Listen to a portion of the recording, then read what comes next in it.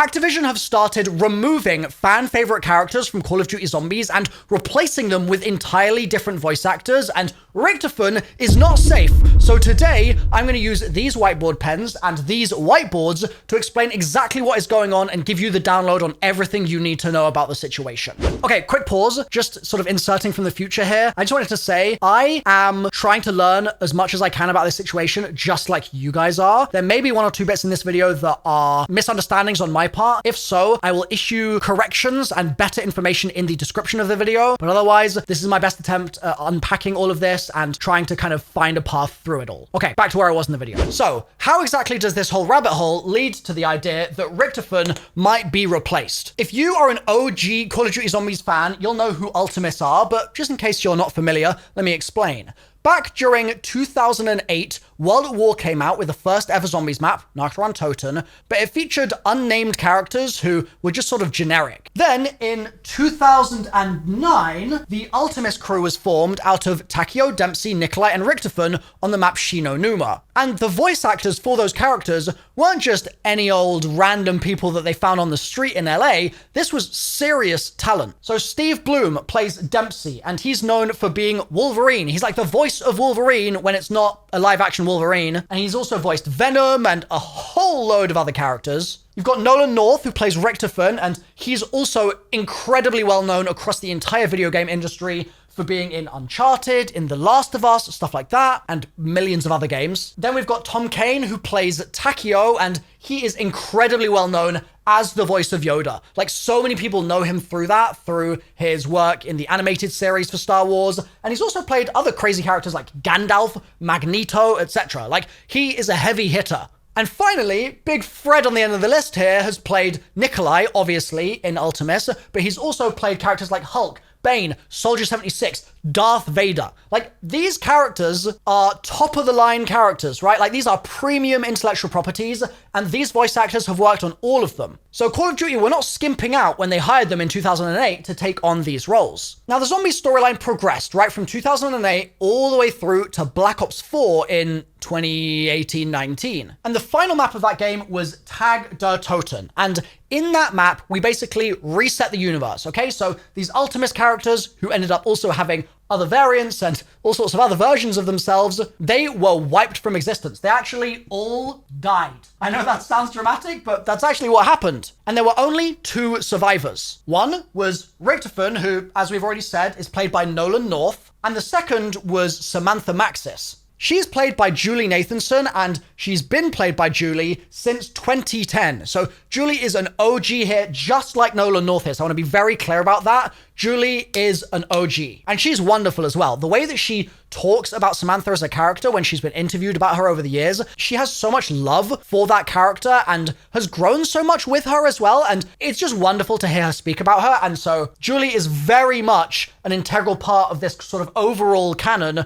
of key talent that makes up the origins of the zombie story, but also the future of the zombie story here, because these lot all died, apart from Richtofen and apart from Maxis. Now, there is a key detail here that's also worth mentioning regarding Tom Kane. So, in a very, very unfortunate turn of events, Tom suffered from a stroke that affected his entire career and basically prevents him to this day from being able to voice act because it affected like the speech center in his brain, and he's only got partial mobility, I think, in his mouth and stuff like that. Due to this stroke, he will never be able to return to voice acting. So that means that he can no longer be Takio. And if they've moved on from this universe that they left behind in Black Ops 4 and they've only got Richtofen and Maxis now, then it's not a big deal, right?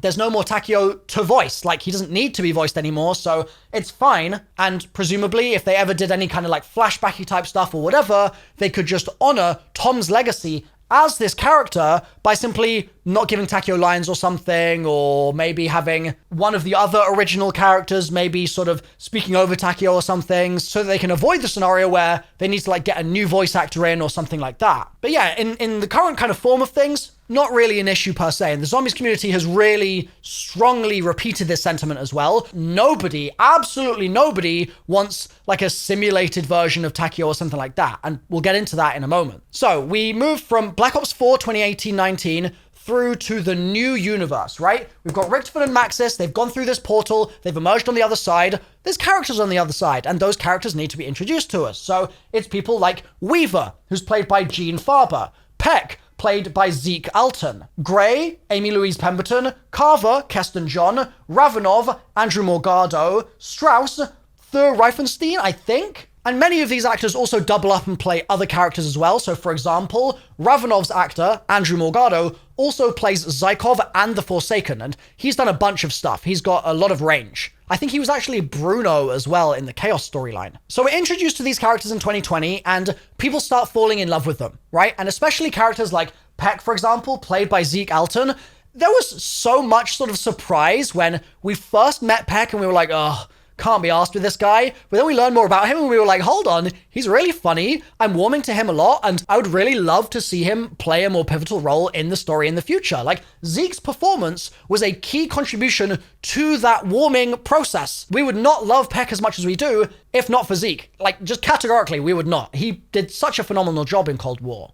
But some people with a very discerning ear might have noticed that Zeke is actually no longer Peck in Black Ops 6. He's been completely recast and removed from the game. And there's also other weird things in the Black Ops 6 credits, like on IMDb, if you're looking at it, for example. You'll see that Amy Louise Pemberton was Grey in Cold War, but now Alison McAfee is credited as being Grey, but then also the COD wiki says that Abigail Marlowe is Grey, so I'm not sure exactly what's going on there, but there's some kind of weird accreditation thing happening. So Zeke's missing entirely, and Grey's maybe been replaced, and Strauss has changed as well. Strauss went from being Thur Reifenstein through to Jeremy Crutchley. So what the hell's going on with the replacement of these characters? Like, these are new characters. Why the hell are they already being replaced? In order to answer that question, we've got to introduce these guys, the Screen Actors Guild and the American Federation of TV and Radio Artists. Together, that's SAG-AFTRA, and combined, we can call them SAG-AFTRA. So SAG-AFTRA is a relatively recent formation, like the merger of those, but the individual groups actually go back a very long time, to the 1930s. I believe SAG specifically was one of the first unions to actually form and finally take some power away from the Hollywood executives back during the 30s, and AFTRA followed suit fairly soon after. But after working together as individual unions in the 70s, 80s, 90s, they eventually realized, hold on, we're working in conjunction here. Maybe some kind of merger or deeper connection might make sense. And SAG-AFTRA represents so much of Hollywood and the entertainment business as we know it. Like, I just randomly Googled to get some names for you. Kevin Bacon, SAG-AFTRA. Anne Hathaway, SAG-AFTRA. Jack Black, Eric Andre. You've got people that might also be familiar to you if you're a Black Ops 3 fan. Ron Perlman, for instance, SAG-AFTRA proponent. He's picketed on their strikes before. Like, he's very much a card-carrying member. And it's a real honor to be in SAG-AFTRA. Like, that's something that people really wear as a badge of pride in the entertainment business. And funnily enough, this missing chap here, Zeke Alton, is also in SAG-AFTRA. We'll come back to that. So if we sort of plant ourselves, right, at the time of Cold War releasing, 2020, what's happening in the world at that point? Well, COVID is one thing. We're really realizing how much the entertainment business means to us because we're consuming so much of that entertainment content at home. Similarly, stuff has to go on pause. They can't produce things in the same way. Voice actors are recording from home, etc. And as the years kind of start to pass, 2021, 2022, ChatGPT enters the scene, and we really start seeing this massive wave of generative AI in all domains, whether it's film and TV and radio and video games. There's so much new potential seeming to be on the horizon with generative AI, and it all starts in that sort of 2020, 2021 kind of window. Also happening in that same time period is mass layoffs in the video games industry. So we've seen an incredible number of layoffs since the pandemic ended, and this has been across basically all dev studios. It's been very rare to see a dev studio that hasn't lost a whole load of talent. And some companies like Activision Blizzard have been especially criticized for their poor treatment of their staff during that layoff process. I mean, even Microsoft, who've just acquired Activision Blizzard, has itself been criticized because they brought Activision Blizzard into their sort of fold, their umbrella, and then laid a bunch of people off right away. And there's been really just egregiously malicious business practices, like forcing people to return to the studio and return to in-person work instead of working remote, and making people move across states to return to work and giving them a mandate to do so or they would lose their job. And then when those people did move across states to go back to the office, they would then get fired in these rounds of layoffs. Like, really just stuff that should be criminal, honestly. And so Activision has a bad rep here, okay? But just generally, the video game industry has struggled. Part of the reason that these layoffs have been happening is because the development budgets of these games have been ballooning more and more, and so has the downside risk as well. You see games like Concord, for example, which completely fell flat on its face and lost a huge amount of money. And studios are terrified of that, so they're like, oh, okay, yeah, maybe we do want to lay off some devs, and maybe it would be nice to kind of get a cheaper deal from some of these voice actors as well, potentially, just maybe. Now, organizations like SAG-AFTRA are very aware that the game's publishers and the game's producers might have those opinions and might have those needs, but they also need to look out for the interests of their 160,000 members. And so they have this thing that they negotiated like years and years ago now with the video game producers called an interactive media agreement. This basically means that within the medium of interactive media, under which video games is contained, they have a sort of set of rules that the video game producers will follow as employers, and the talent, the voice actors, the motion capture artists, etc.,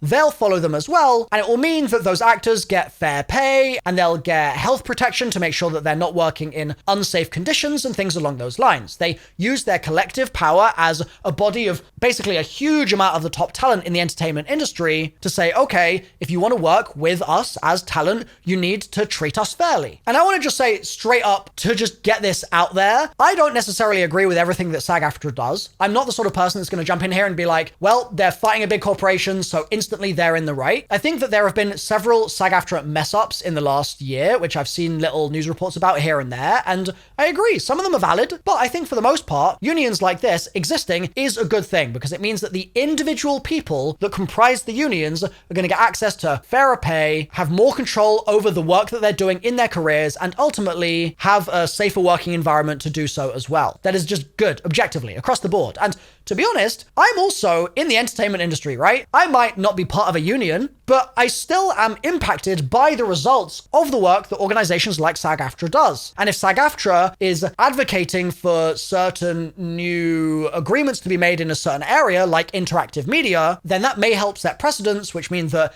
if I was to ever get further into the industry as talent, or if I was just doing my own thing, I might still benefit from the progress that they'd made there, clawing back some of the power from the corporations that just want to squeeze people for all their money. Anyway.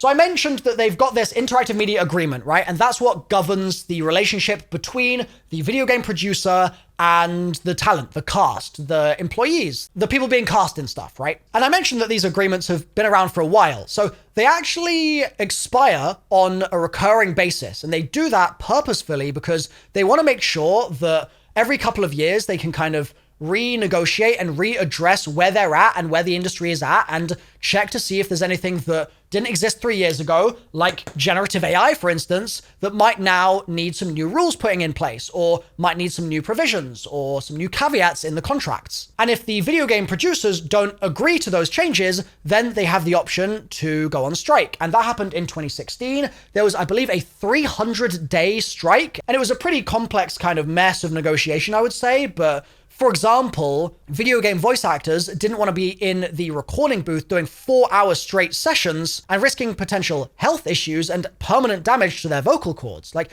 even me, if I'm recording for more than, 30, 45 minutes, I start getting vocal strain. I'm getting it right now. And if I was yelling at the top of my lungs pretending to be dying in a video game for 4 hours straight, I'd never be speaking again. Like, I would do that once and then I'd be done. The vocal cords would fall off. So they went on strike in 2016. Eventually, they came to an agreement with the video game producers, and they created another fresh version of this interactive media agreement that then recurred every couple of years. I believe its typical expiration is about 3 years long, I think. And so bringing us back to the sort of timeline that I was walking us through down here, in 2022, just as ChatGPT was really starting to blow up, their interactive media agreement expired, which meant that it was time to renegotiate. They created a sort of extension where their actors and talent, etc., could still keep working while they figured out the renegotiations, and they said, okay, video game producers, let's chat. But the video game producers were not forthcoming in those negotiations. And so in September 2023, SAG-AFTRA said to its members, we think based on what has happened with the video game producers and the way that they're communicating with us right now in these negotiations, we actually owe it to you to give you the option to strike should you so desire. And so they put an interactive media strike authorization vote to their members. And I want you to guess right now just how many of their members voted for versus against. Like, bearing in mind, a strike is a big deal because if you go on strike, you're not getting paid and you're giving up work that you might really need to be able to feed your family. And granted, there's people like Kevin Bacon and Anne Hathaway that could strike at a moment's notice and they'd be totally fine. But there's 160,000 people in SAG-AFTRA, right? And granted, not all of them are privy to the rules of the interactive media agreement because there's different tranches of agreements that apply to different industries, like film and TV is separate to this interactive media category. But still, there are pretty normal people who are swept up in the vote here and they really might not want to strike, right? So what do we think the numbers were? Well, I'll put you out of your misery. It was a remarkable 98% in favor. And the quote that I wanted to refer to here is from Chief Negotiator Duncan Crabtree Ireland from SAG-AFTRA, who said, after 5 rounds of bargaining, it's become abundantly clear that the video game companies aren't willing to meaningfully engage on the critical issue: compensation undercut by inflation, unregulated use of AI, and safety. So that gives you a little sprinkle of what the negotiations were actually about, right? What they wanted so badly that the video game producers wouldn't give them. But in order to truly understand the problem, we actually need to go to the next whiteboard. So before we dive into these immediate problems that Activision are facing, let's hear a little more from Zeke Alton about why he's participating in the strike and what they're looking for in the negotiations. In every performance space that SAG-AFTRA covers with respect to artificial intelligence, it's vital that we bargain consent, compensation, and transparency in 2 areas. Those 2 areas are digital replicas and generative AI systems to create what we call synthetic performers. Now, a digital replica is when you use my recorded performance to create a model that can then independently create new performance as me without me being there. As Sarah said, what's on the table is dangerously incomplete. We have given them the clear and understandable language that represents the base level of protections we need to even exist as a profession. And their response has been delayed, vague, and riddled with so many legal loopholes that we're left with practically no protection for our future.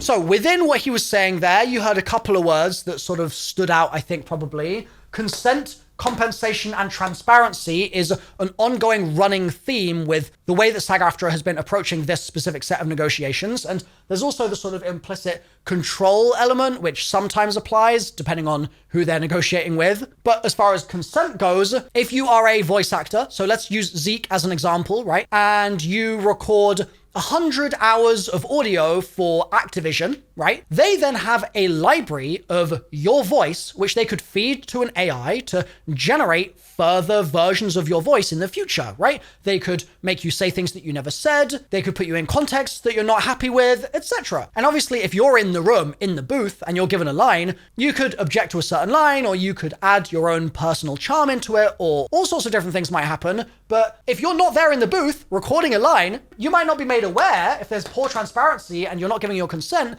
as to how your voice is being used. Similarly, part of the negotiations revolve around the fact that different talent is being categorized different ways by the video game developers. So for instance, one of their stipulations right now is that in order for you to be compensated fairly and protected by the interactive media agreement, you need your performance to be recognizably you in some way. And if it's not recognizably you, then it's data. Right? It's just data. And what's the big deal? You're just sharing some data. Like, that's not a big deal. That's not your personal image or likeness or whatever. So it's fine, right? But then you think, okay, hold on. If I am a motion capture person, right? Let's say I go to mocap studios and I do my performances as best I can and I try to embody somebody else, right? Surely that is still that person's creative work, if that's what they do for a job. And so they should be covered by what SAG-AFTRA is trying to negotiate here, right? And similarly, if you're a voice actor that is just being grunts in video games, right? You're just sort of going, ah, like stuff like that. You don't want to be recognizable. You want to be playing somebody else. So this whole recognizability thing is just weird. And this, to be clear, is just a layperson's understanding of some of the negotiation there. And the weird thing about it, from what I've seen everywhere online, is that supposedly the publishers agree. Like, they recognize that proper AI regulation is absolutely needed. It's just really tricky on their side because the actual codification of AI regulation is going to have lasting consequences for the next several decades, no doubt. And so that's a really thorny problem to tackle. And that's not to say that they can't tackle the problem or they shouldn't tackle it, because they need to, but their kind of hesitations about that are meaning that they will not sign the contract even if they do agree in spirit. And that's why now, based on the fact that there was strike authorization, there is now a strike ongoing. And that means that SAG-AFTRA members, depending on the game, and it's complicated, and we'll talk about that in a second, but they may not be able to work on certain games if they're struck games, or they may not be able to promote the games, or they may still be able to work on the games, but they may choose not to work on the games. And so, yeah, we'll talk about the complexity momentarily, but suffice to say that the strike is having a big impact on the video games industry. And as you can imagine, a lot of the top talent in the video games industry is part of SAG-AFTRA. So if they choose to stop working on projects, then suddenly there's a really meaningful chunk of the talent in the video games industry that is just no longer present. And in theory, video game publishers can just get around that, right? Like, in theory, they could hire from outside of LA, they can hire from abroad, they can hire non-union, like you'll kind of hear this distinction, union games versus non-union games, union projects, non-union projects, etc. So they can just go the non-union route, but that means they're not tapping that SAG-AFTRA talent pool. And if they've got existing characters, potentially, who they want to bring into new games and start new works with, they may not be able to now. So the strike being ongoing is the first problem that Activision is facing here, but it starts to get a bit more meaty in a moment. There's also other problems that they themselves are creating. So B on our list here is that Activision are advertising to replace the jobs of regular artists that they might have hired before with new artists who use AI generative tools to do their jobs. So earlier this year, in 2024, Treyarch put out a 2D animator and artist position, which required in the job description that a successful candidate would be skilled in using generative AI tools. And so that sounds like that might not be a really big deal, right? Like, in the development process, if you're trying to iterate fast, you're just trying to prototype stuff,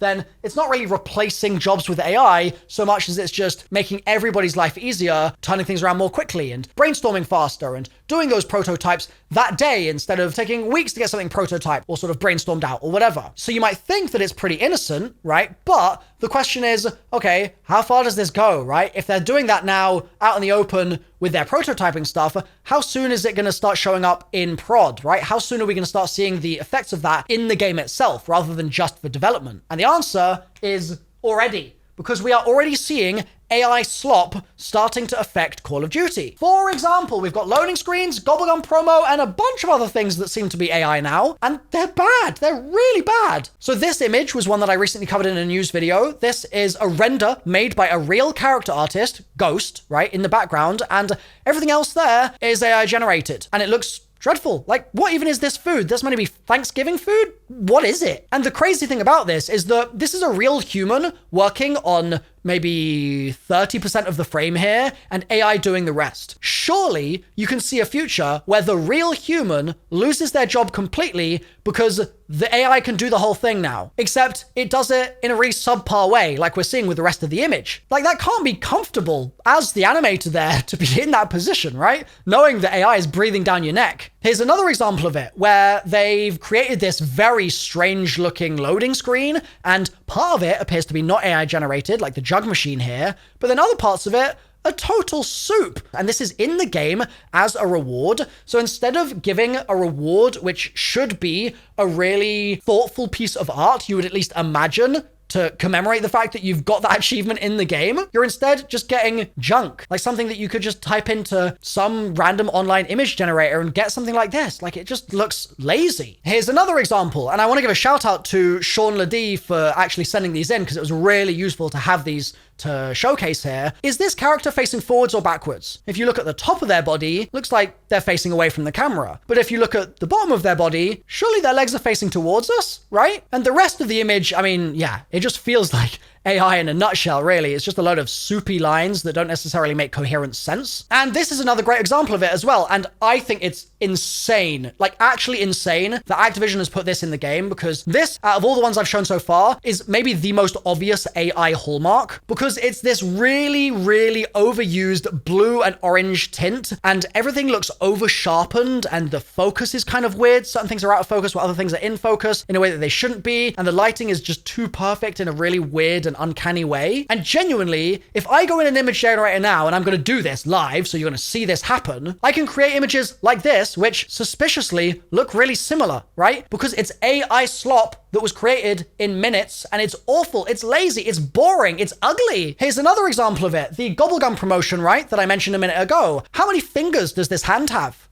Yeah. AI slop. Next, take a look at Santa here. Yeah, seems like a decent image on first glance, perhaps. How many fingers does he have? And this is a multi-billion-dollar studio, by the way, who apparently can't take 5 seconds to check how many fingers are on the hand of their AI slop Santa. Like, that is just lazy. I'm sorry. I hate using the word lazy in conjunction with the developers, right? But this is an embodiment of laziness. And it's laziness not on the part of the person that is in the moment having to sort of click the button. I actually don't think it's their fault. I think it is the executives making the decision that these sorts of tasks need to be outsourced to these AI studios and to these people that are doing this work with AI instead of doing it in the traditional way of just creating a piece of art. And the blame should solely fall on their shoulders here. Like, I do not blame any of the individual artists who are just sort of doing their job as a very small cog in the machine here. They're just trying their best. But it's the execs at the top that make these sorts of decisions to say, okay, yeah, let's just outsource it. Let's farm it out. Let's just be lazy. Let's just cut costs here. And this is the result that we get. And if we don't push back on it as consumers, more and more of this is going to happen. And the game's going to start looking more homogenous and just ugly, man. It's just boring looking. It looks dreadful. So the AI slop is a big problem. It's a really big problem, and it's already seeping into Call of Duty in a way that I thought would take another 5 years to happen, but it's already here. So that's 3 different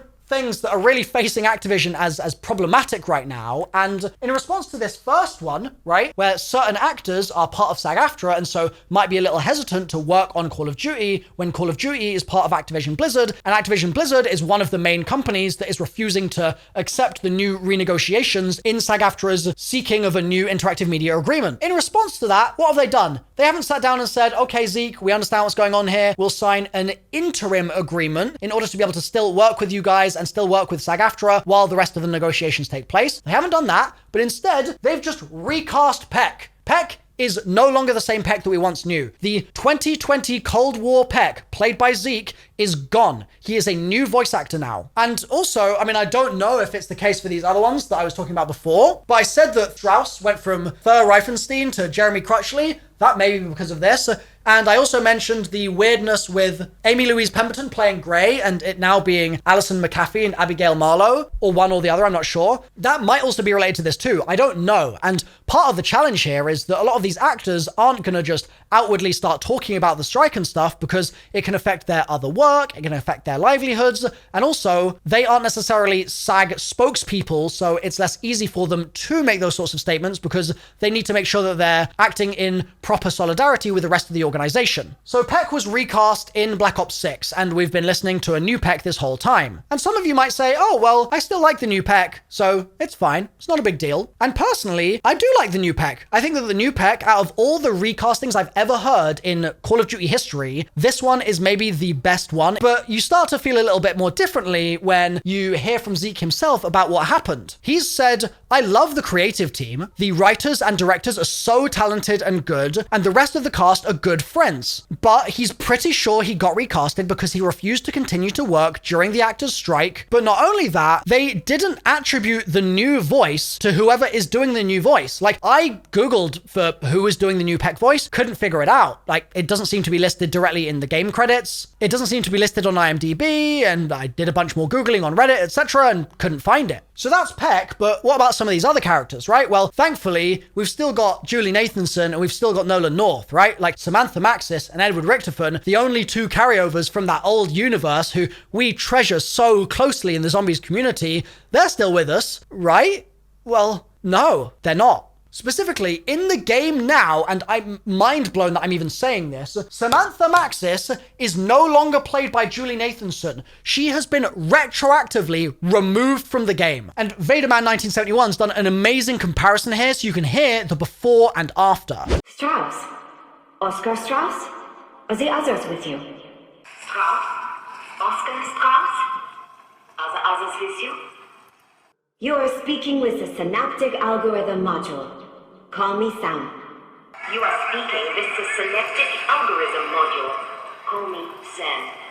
She was my source code. The true Samantha Maxis sacrificed herself to save your world. She was my source code. The true Samantha Maxis sacrificed herself to save your world.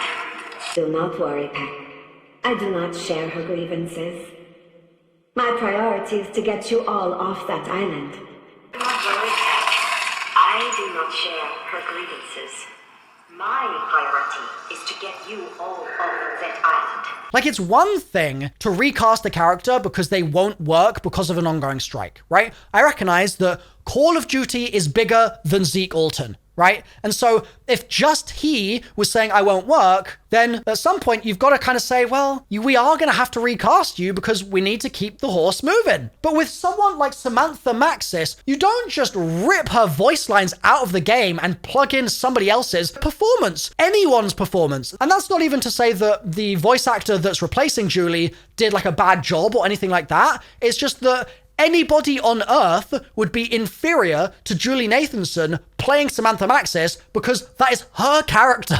She is the Samantha Maxis. Just like Nolan North being Edward Richtofen goes part and parcel, right? You can't take the Richtofen out of the Nolan North and vice versa. And I want to be really clear here, just because a new performance in that role of Samantha is inferior in any light in my eyes, doesn't mean that we should be saying that the actor themselves sucks, like the new person that's playing that role. We shouldn't be just blindly hating on them. We shouldn't be blaming them for this. This isn't their fault, right? They are completely innocent in all this, and they're doing their absolute best, and there's literally no reason to criticize them. So let's really avoid any personal derision going their way. So their removal of Julie Nathanson and removal of the real Samantha Maxis from Black Ops 6 is a dark mark on the legacy of Treyarch and Activision and the IP as a whole, I think. And it poses some really weird questions. Now, you might be wondering, right? Why is this only happening now with Julie? Why was she in the game at the start of launch? Why are some actors still present, etc.? And I said I would come back to that a moment ago. Basically, SAG-AFTRA has different rules for different game projects depending on different factors, right? And one of those factors is when the game started development, because these negotiations have been ongoing since 2022, like I said, right? And so depending on the project itself, if a game has been in development prior to either September 2022 or in some cases August 2023, the game is not struck. That means that SAG-AFTRA workers can still participate in that project totally fine without needing to worry about any of these extra strike rules. However, projects that are started, let's say 6 months ago or something, could be struck, again, depending on a variety of factors, and if so, SAG-AFTRA members wouldn't be able to work on that project without being a scab, also known as someone that basically breaks the line and works in spite of the fact that their colleagues are not working. And it's like career suicide to do that, so they're just not going to do that. So why this is happening now with Julie could maybe be related to the fact that, for example, if they're starting the development of a new project now, or they were starting it 6 months ago, let's say, and that project is going to come out in like a year or 2 years' time, but they need to get her VO work done immediately, they might be blocked from doing that while Julie is Samantha. And so it might make sense to say, well, if we can't cast Samantha in this future work because it's a struck game and SAG-AFTRA is striking against it, then maybe we should also recast Samantha in this old work as well. And I also don't know what the rules are like with DLC. I mean, maybe the rules apply apply where if they're just starting development on a new DLC now, like maybe they want to start work on DLC 4 and they need Samantha for DLC 4. Maybe she just can't do that because she's in SAG-AFTRA, and that would be being a scab and breaking the picket line and stopping the progress of the strike at large, right? If she was to do that. So maybe that's how that works. I actually don't know. I don't know how it works with DLC. But regardless, that's sort of a little sprinkling of the sorts of factors that might be the reasoning for why this is happening now. It also might be that there's just increasing pressure on Activision Blizzard, and so Julie is saying, you know what, realistically, I don't want to be in scenarios where Activision, who already are showing evidence of using AI slop in their games and absolutely falling down the laziness pipeline, right? I don't want to engage with them while they're doing that, because that's likely going to lead to problems with the consent that they're asking of me to use my voice, the compensation I'm going to be receiving, and the transparency of the whole process. She might have seen what Activision's doing, and she might have been like, hey guys, enough is enough. Like, you can't keep doing this. And they might have been like, all right, go away. We're done with you. We don't need you anymore. Like, that might have been their reaction, which is crazy. It's Samantha Maxis. You can't just wipe her away like that. In addition to that, and this is Milo from the future just adding an extra point in here, if we look at the fact that Julie was playing Samantha AI in the game, literally the AI version of Samantha, right? And then she was recast, there is always a chance that Julie might be able to come back in the future once the strike is over and resume playing Samantha Maxis, and the newly cast version of Samantha could just stay as the AI. And that could be why they've now replaced her voice. So rather than doing it for any kind of malicious reason, it might be that they're just trying to preserve the possibility that she can come back as the human version of Maxis in the future once the strike ends. But you assuming that Activision would be doing a good thing there is asking for trouble, because Activision is as Activision does. But because of the complexity of even me posting this video and everything that's going on here, if Julie was to weigh in and be like, rah, rah, up the strike, let's go, down with Activision, she obviously wouldn't be able to return as Samantha in the future. And I'll come back to this point later in the video, but I think it's very important that we treat this situation in a way that means that we accidentally don't jeopardize Julie's potential recasting in the future if such a thing were to ever be possible. Fingers crossed, fingers more crossed that would be possible. Anyway, back to what I was saying, and then I'll return to this point later. Now, this is made even crazier by the fact that recently we've had leaks suggesting that Primus are going to be returning, okay? That would mean, if I consult my other whiteboard here, that Steve Bloom, Nolan North, Tom, and Fred would all be coming back as Primus, presumably, except for the fact that Tom Kane can't come back. He can't voice Takeo anymore. And so if we know that Activision is playing fast and loose with AI generation, and we also know that they're refusing to sign the SAG-AFTRA deal that's going to protect its members from problematic business practices with regards to AI and AI-generated voices and content and stuff like that, then what if Activision comes along in a year's time and goes, yep, actually, we're just going to AI generate Tom Kane's voice because he can't do it himself because he's had that stroke? Can you imagine? And if you can't imagine it, I don't think you're skeptical enough. Like, I think that you need to take Activision's boot out of your mouth a little bit and recognize that this is not a company that you can necessarily trust based on everything that they're doing here. So for all we know, AI-generated Takeo could be some idiot exec's idea of a smart way around this problem. And that is why SAG-AFTRA want to put these proper protections in place. And that brings us to Richtofen. Now, in 2016, Nolan North, the voice actor for Richtofen, spoke out about a SAG-AFTRA strike that was going on at the time, and his words were interpreted by some people as actually being anti-strike. But I've read various pieces of coverage of it at the time, and I think that the consensus really is that what Nolan was trying to do there is he was trying to call attention to the fact that often voice actors and similar kind of talent kind of get a bad rep for like moaning too much and always wanting more from the studios and just generally being like, oh, I'm so important because I'm talent, da da da. And so I think Nolan was just trying to say, hold on guys, actually, I want us to recognize the voice actors here that deserve better rights in this situation absolutely matter, but so does everyone else in the development pipeline, right? Like, he didn't want to make it one group holier than the other. And he didn't just sort of say that, and he didn't just sort of think it and leave it up to interpretation. He put his money where his mouth is, and he went on strike. He was part of the SAG-AFTRA strike that year. So there's no real ambiguity about it. And he then also said in an interview with Kotaku UK, from the get-go, I stand with my union, right, SAG-AFTRA, and he knows he's had a different experience to other actors, and so he speaks only for himself and no one else taking part in the strike. So he's just trying to say, we need to look out for everybody in the union, not just me. And so this means that if Primus is returning, right, Richtofen should be coming back, and so should Takeo, Nikolai, and Dempsey. And we've already got some worries about Takeo being AI generated. What happens if Nolan North is not able to appear as Richtofen in future Call of Duty projects because a strike is ongoing, and those future projects end up being struck games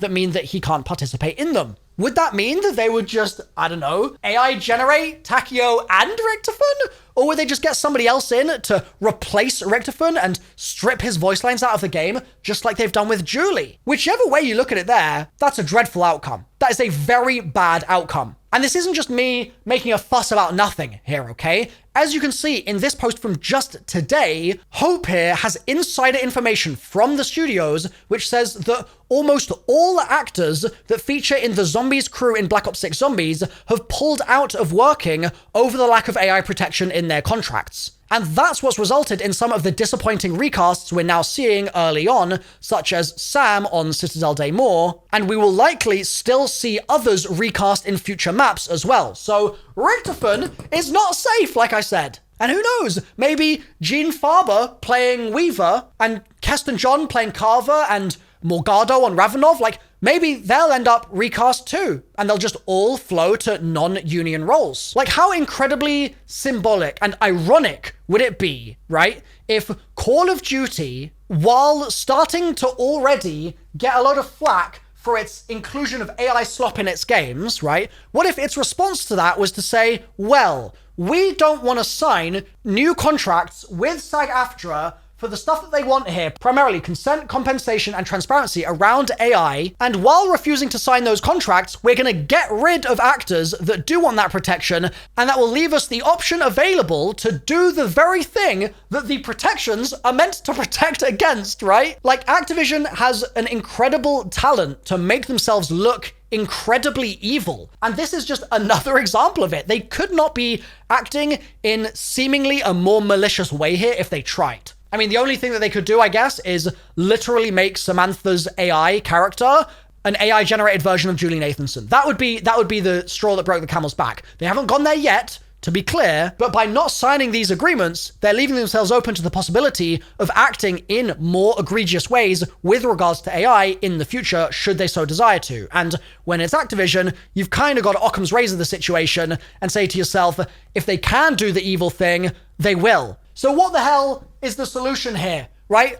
How do we get past this? How do we deal with this? Well, number one is we need to speak up about the fact that Julie Nathanson being recast as Samantha Maxis is not acceptable. And if that were to go any further and there were to be any other recastings after Zeke has already been recast and Amy Louise Pemberton has already been recast, like Peck is gone, Gray is gone. If that keeps on happening, if the dominoes keep falling, we as a fan base are going to be seeing the culture of this IP gutted in front of our very eyes, and we're not going to just stand by idly while that happens, right? We're going to express our discontent with it. And we're also going to be very clear about the fact that if Zombies characters start getting AI generated, we're going to hate the game. Like, we're just going to hate the game. That is not a bold proclamation from me. That is not me rallying the troops in some crazy way. That is literally just an observation about what the Zombies community feels towards AI slop. And if you put AI Takeo into the game, we're all gonna detest it. Okay, just to be abundantly clear, in case any Activision execs are watching this video, it would be completely suicidal for the franchise. Completely. And it's on us, it's our responsibility to make sure that the execs know that. And so,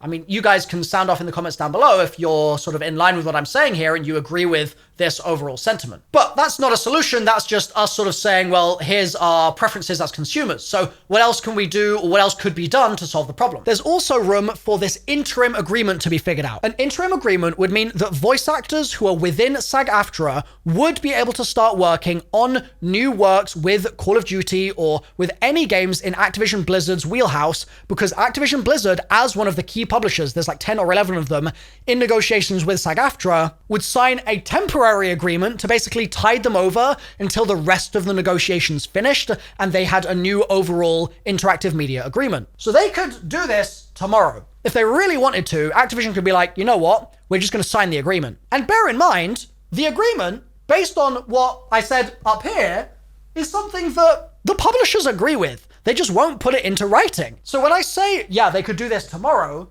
it would be doing something that technically they've said that they would be happy with tomorrow. It doesn't seem like that far-fetched future outcome. And I mean, the real progress here, I think, would be for that to go a little step further and for all of those video game companies to say, okay, we'll actually yield to some of the SAG-AFTRA demands here, and we'll make sure that at least consent, compensation, and transparency is being codified in contract language when we make these new terms. Now, I mentioned earlier that I would also explain some of the ways that I think SAG could be acting better here to reach resolution, because it's very easy for us to be like, boo the corporations, boo. But if the union is acting in a way that is obstructing progress in some way or is being greedy or whatever, then that could also be problematic as well, right? And for me, just looking into this as a concerned citizen, let's say, someone from the outside, I think that SAG is pitching its argument really badly right now. The stuff I've covered in this video about consent, transparency, etc., that's all good. Like, we get that from a very high level perspective, but as soon as you start trying to dig into it in any more detail or look for any more breadth of examples of the other stuff that they want done, it starts becoming basically impossible to understand what the hell they're going on about. And so if I'm looking into this with a favorable opinion of SAG, and I'm like, I think that these guys should prevail here,